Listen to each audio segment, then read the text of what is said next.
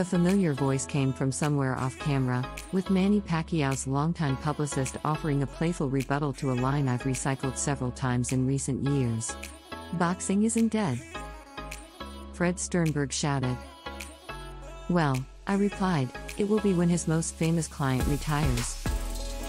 Pacquiao was on my computer screen by this point, cracking up as he settled in for a video conference. "I'm still alive," a smiling Pacquiao reminded me. He's still alive and still fighting. His next assignment Saturday night at T-Mobile Arena, where he will take on Yordenis Ugas, a late injury replacement for welterweight world champion Errol Spence Jr. Pacquiao is more than a decade removed from his peak, but he remains a valuable commodity in a field short on star power. He is the last of his kind, the fighter who transcends both his sport and ethnicity.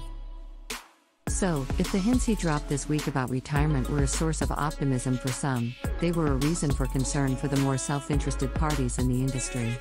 "It could be my last fight, or there could be more," Pacquiao said. Hopefully, this isn't a desperate pitch to sell a pay-per-view show involving an unknown opponent. Pacquiao turns 43 in December. He's expected to run for the Philippines presidency next year. He should retire, and soon.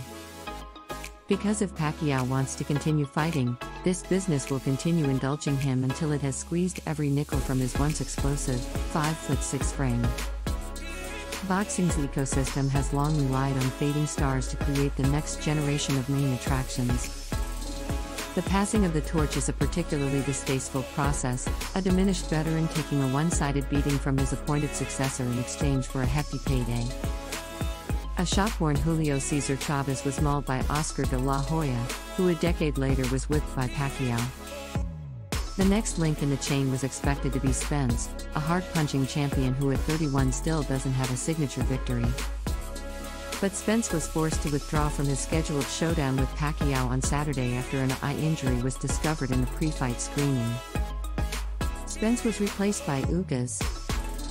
The change diminished enthusiasm for the promotion, but that has radically transformed the atmosphere of Fight Week. Rather than a countdown to Pacquiao's demise, the days leading up to the 12-round contest have become a celebration of a career that has spanned more than 26 years. That certainly beats the alternative.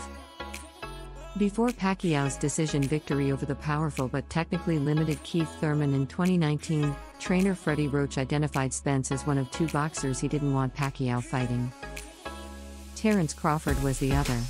"They're all beatable on a good night for Manny," Roach said at the time, "but you can't really count on having a good night every time at 40 years old."